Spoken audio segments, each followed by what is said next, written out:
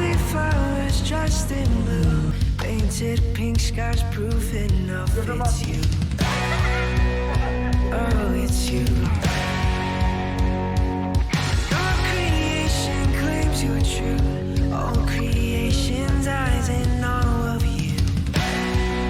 We're in all of you. Placed on embers, I'm on 10. Oh, less in my soul, 'cause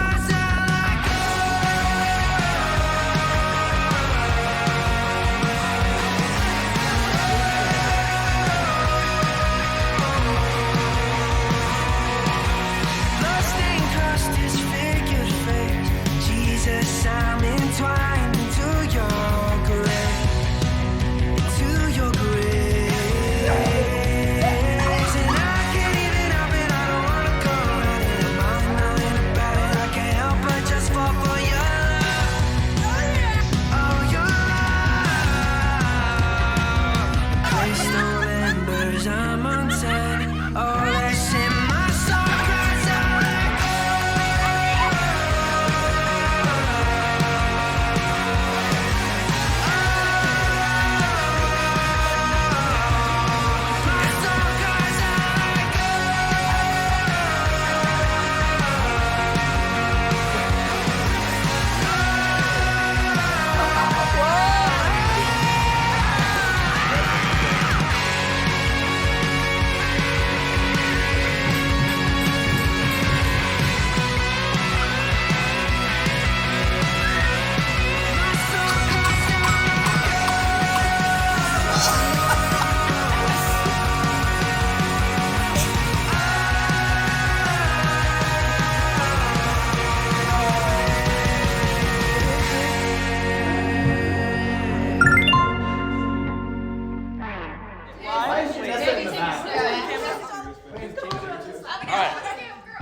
All right, 1, 2, 3, here we go. Y'all. Okay.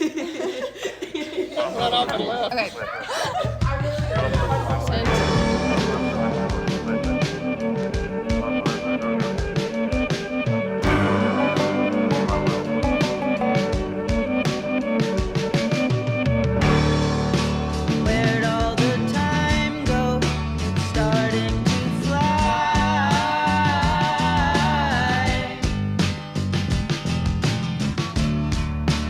See how the hands go, waving goodbye.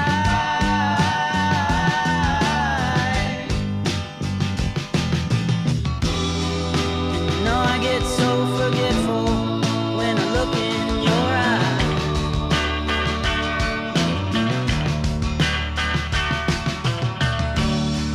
Now she's walking backward through a parade,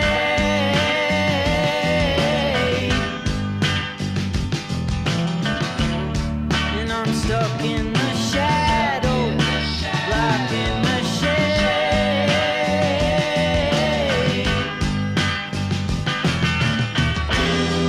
There ain't no way to sweep up the mess that we made.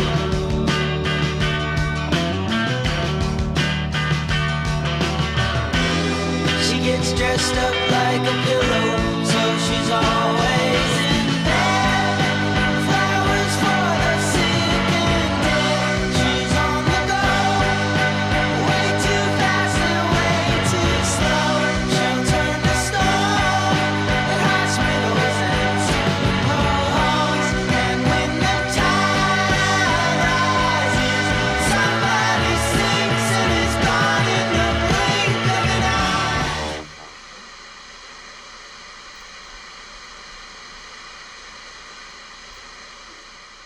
So my favorite memory was game night, Olympics. So I had no clue how to play spades, and I was with my roommate Abigail, and it was Peyton and Lauren. I'm a little frustrated. You what? I'm a little frustrated right now. Oh. I remember Abigail, she was like, "Do you have doggy feet?" which is the clubs. And I was like, "Yeah, I have doggy feet." She's like, "Well, play doggy feet." And we won. I jumped into her arms. I was like, "We did it, we did it."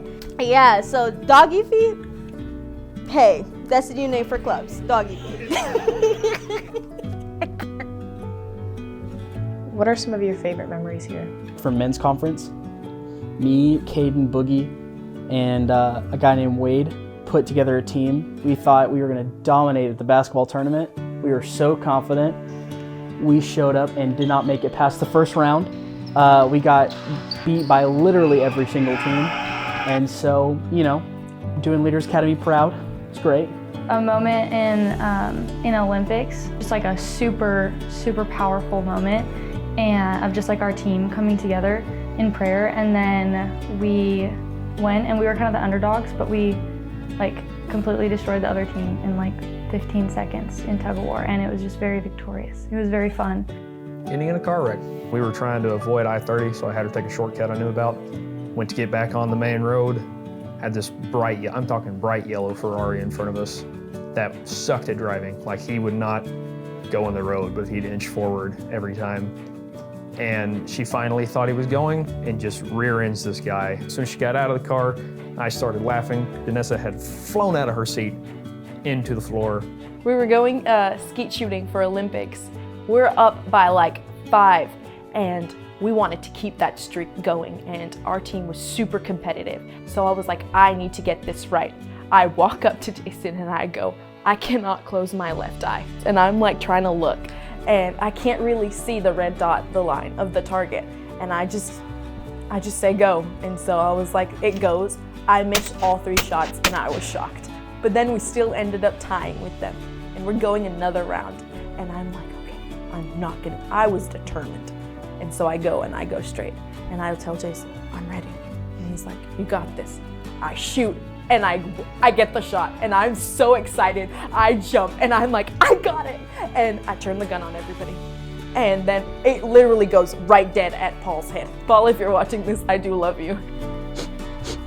So my favorite memory was actually a tragic one. This is kind of my testimony. It was one day after class. We were all, heading back from the meeting center, and I took the bike there, and I started riding, and I looked back, and there comes Noah Stainback in his big white truck. So I started riding a little faster, and he started speeding up. And as I recall, in that zone, it says 5 miles an hour. That was not 5 miles an hour. He better slow down. He gets right behind me, probably like, not even within COVID distance. It wasn't even 5 feet. He gonna hit me. He gonna hit me. So I swerved to try to get off the road. I'm like, I'd rather, fall into a tree than get hit by Noah Stainback. I swerved to the side and hit gravel. My wheel hits gravel, and I just flipped completely over. And his truck was like this close to me. Probably just like all the random ADHD conversations we have on the front porch. Like, it gets chaotic, specifically like after 9 p.m. It gets crazy. It's crazy.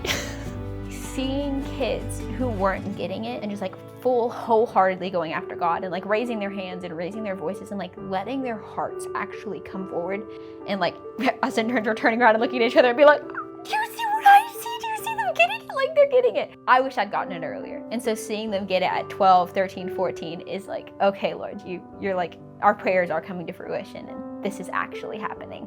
What has your track taught you? Youth track has taught me that there's always something to be done, so that means there's never a dull moment, and that you need to be an example because there's always people watching you, both older and younger. Definitely being childlike and being dependent on God, like how children are dependent on their parents. So I was put in a position to be the worship leader for worship track, and it wasn't the position that I expected to be in. I didn't even expect to be in a position, and so I learned that God would never put me in a position that He knew I shouldn't be in. And there was a lot of moments where I doubted myself, and I would go to Lucas and ask him like, hey, I'm struggling and I feel like this isn't for me. And he would remind me, and God would remind me that He's chosen me for such a time as this, and He wouldn't just throw me in a position. I came into LA extremely lazy, and I knew media track was the hardest working track, so I would just say a good work ethic. I would also say it taught me to just, even when you're bad at things, just to push through it and try your best. Because even though you might not be the greatest, you'll be able to figure it out eventually. What has been the biggest breakthrough you've had these 9 months? That it all started the first night that we took communion together. And I heard the Lord tell me to give me your eyes. And in that moment of realizing that I was so afraid to really allow the Lord to see me in all of my hurt and all of the insecurities that I had, and that I would come into the presence of God and I would acknowledge Him as holy. I would go through all of the motions of it, but actually allowing the Lord to meet me in my brokenness and see me face to face is where He was able then to just like remind me who He actually says that I am. Definitely with my trust.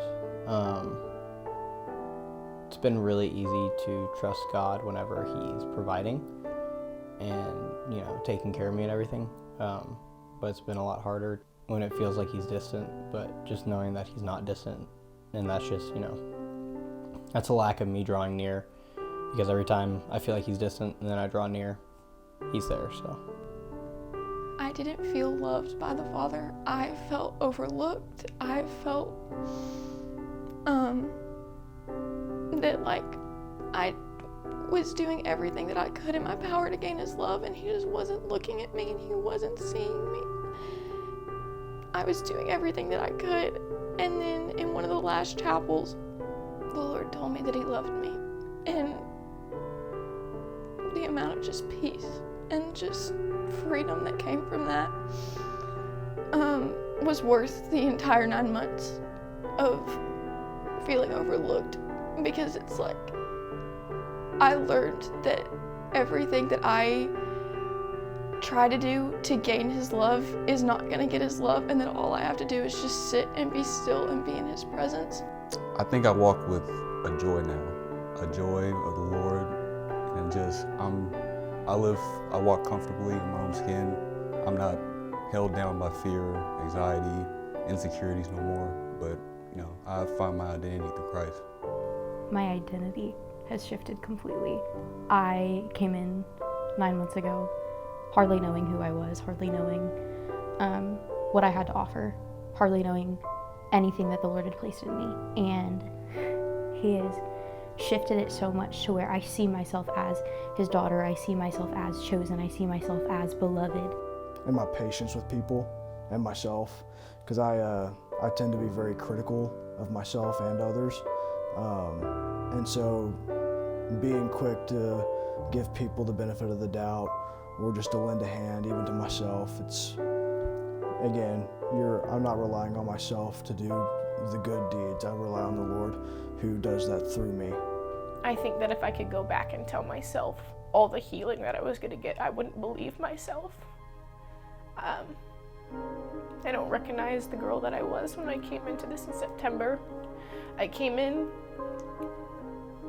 kind of not ready to make friends with anybody, because I just decided everybody was going to leave me. And I think this whole 9 months was just the Father trying to show me what faithful love looked like. We're in the room with the King of Kings.